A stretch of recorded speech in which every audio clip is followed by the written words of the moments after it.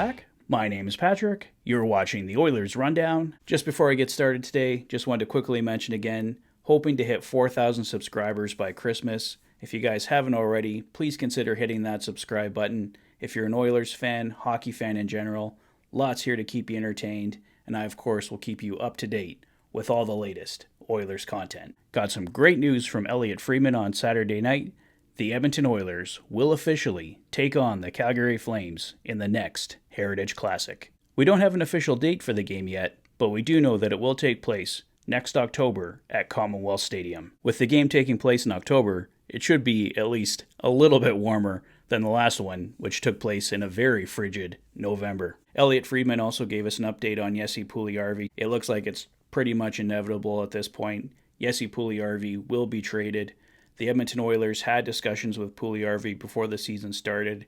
They said if things weren't going well, they would move him along, and obviously 1 goal on the season, leads the team in hits, but that's pretty much the only good thing going for Jesse Puljujarvi right now. He needs that fresh start, and the Oilers will move him eventually here.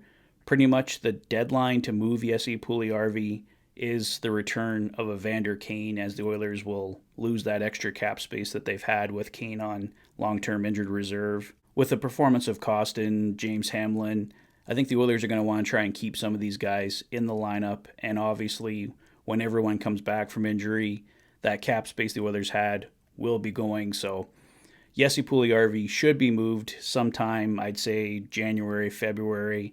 I don't think it's going to be before the Christmas break. And obviously there's a very strong chance that Oilers fans are going to be disappointed with the return.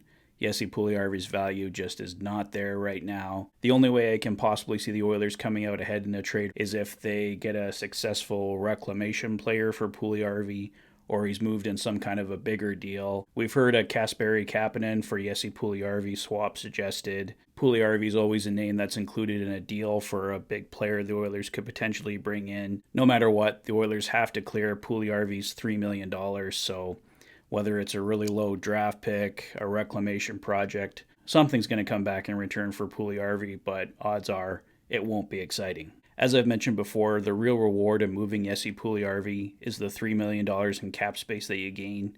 Could the Oilers use that on a player like Max Domi? I don't know if the Chicago Blackhawks would be overly interested in Jesse Puljujarvi, but perhaps if you package him with a high draft pick, then that Domi-Puljujarvi deal would look more appealing to them. So that could be one possible solution for the Oilers for their bottom six. On defense, Kurt Levens at the Cult of Hockey mentions Vancouver Canucks defenseman Luke Schenn, two-time Stanley Cup champion Luke Schenn, and a defenseman that's only making $850,000. He's having a fantastic year for the Vancouver Canucks. As Levens notes in his article, Schenn's logging over 17 minutes of ice time, and he's a +7 on a bad Vancouver Canucks team, so he'd definitely be a target of interest for the Oilers, and he could certainly help. But at the same time, he plays for the Vancouver Canucks, who, in my opinion, are very unlikely to deal with the Edmonton Oilers, so we'll see what happens there. Schenn's another possibility, but probably another unlikely one for the Oilers. That's all for now, guys. Let me know your thoughts on everything in the comment section below.